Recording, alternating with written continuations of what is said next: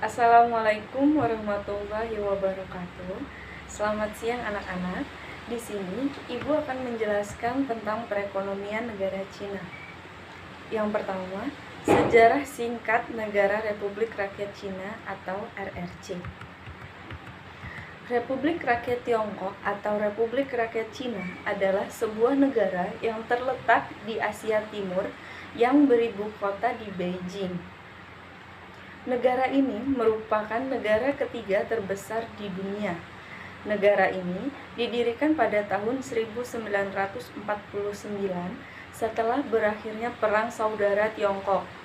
Dan sejak saat itu dipimpin oleh sebuah partai tunggal, yaitu Partai Komunis Tiongkok atau yang biasa dikenal dengan PKT.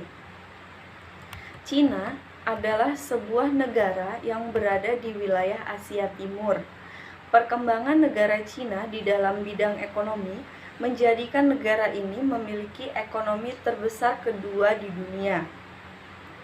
Adapun beberapa sektor hasil dari perekonomian negara Cina yaitu yang pertama, negara Cina memiliki tanah yang subur sehingga menghasilkan gandum, beras, dan sayur-sayuran. Yang kedua, dari hasil pertambangan, negara Cina menghasilkan biji besi, minyak bumi, batu bara, timah, dan seng. Dan yang terakhir, di dalam sektor industri, Cina merupakan pusat industri terbesar di dunia yang menghasilkan semen, pupuk, dan alat pertanian. Dan perdagangan ekspor utama Cina adalah tekstil, teh, sayuran, biji-bijian, mesin, barang, logam, dan kapas. Selanjutnya, di bawah ini terdapat sumber berita mengenai perekonomian negara Cina di tahun 2020. Ancaman krisis pangan makin nyata dari CNBC Indonesia 24 Juni 2020. Indonesia memang tidak bisa memenuhi sendiri kebutuhan pangannya. Beberapa komoditas pangan strategis Indonesia masih bertumpu pada impor. Namun, yang menjadi permasalahan adalah negara eksportir produk agrikultur ke Republik Indonesia adalah Cina, yang paling awal terjangkit wabah. Indonesia mengimpor komoditas pangan strategis berupa bawang putih dari negeri tirai bambu. Nilai impor agrikultur Indonesia dari Cina mencapai 1,9 miliar US dollar pada tahun 2018. Cina menjadi negara eksportir produk agrikultur terbesar keempat bagi Indonesia. Menurut laporan World Food Programme menyebutkan bahwa pada 2018 dan 2019, impor bawang putih tanah air dari Cina porsirnya mencapai 99,6% dan 100%. Saat wabah COVID-19 merebak di negeri panda tersebut, lockdown diterapkan dan membuat rantai pasok mengalami gangguan.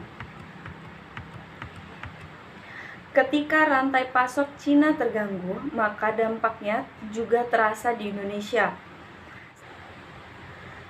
Ketika rantai pasokan Cina terganggu, maka dampaknya juga terasa di Indonesia. Selain rantai pasoknya yang terdisrupsi, masalah keamanan produk bawang putih asal Cina juga sempat menjadi isu yang disorot oleh banyak pihak. Impor bawang putih pun menjadi terhambat.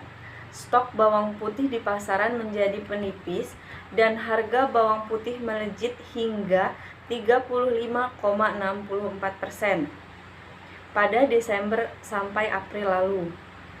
Harga bawang putih sempat dibanderol 43.200 per kilo.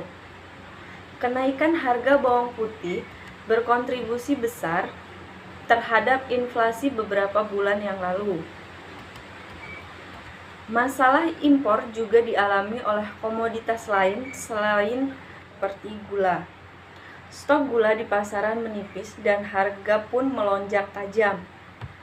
Meski harga gula pasir sudah menurun, tetapi harga masih jauh berada di atas harga eceran tertinggi yang ditetapkan 12.500 per kilo.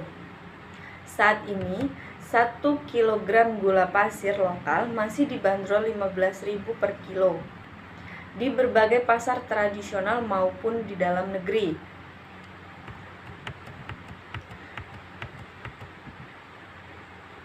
Bahkan, hingga 4 Juni lalu, harga bawang merah di pasar tradisional nyaris menyentuh 60.000 per kilo. Carut-marut tata niaga di dalam negeri juga menjadi faktor yang harus diwaspadai karena dapat memperarah kondisi jika krisis pangan terjadi. Pada akhirnya, Indonesia memang rentan terkena krisis pangan jika berkaca pada ancaman penurunan produksi, ketergantungan impor hingga masih buruknya tata niaga Republik Indonesia. Dan per Maret 2020, menurut Produk Domestik Bruto atau PDB, keadaan ekonomi negara Cina mulai semakin menurun sekitar 6,8% akibat virus corona atau COVID-19 yang membawa dampak begitu signifikan di berbagai sektor perekonomian negara Cina. Hal tersebut dipicu oleh penutupan secara besar-besaran pusat bisnis dan kegiatan usaha.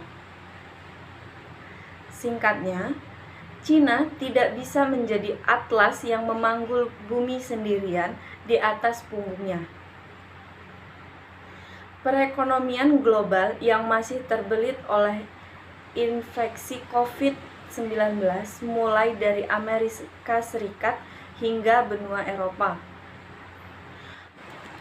Selanjutnya, pada 25 Agustus 2020, permintaan Cina pulih, impor pertanian pun melonjak. Dilansir dari bisnis.com, Cina meningkatkan impor barang-barang pertanian mulai dari jagung, babi, hingga sorghum bulan lalu. Ini menandakan pemulihan permintaan untuk protein di negara terpadat di dunia itu. Impor jagung digunakan untuk pakan ternak oleh konsumen terbesar kedua di dunia itu, naik ke level tertinggi dalam 3 tahun pada Juli karena negara tersebut menjadi lebih banyak pasokan untuk menutupi kekurangan yang semakin melebar dan menurunkan harga yang melonjak. Dilansir dari Bloomberg, Selasa 25 Agustus 2020, menurut data yang diterbitkan oleh Administrasi Umum Kepabeanan Cina, impor sebagian besar komoditas pertanian melonjak bulan lalu. Impor jagung melonjak hingga 136,5%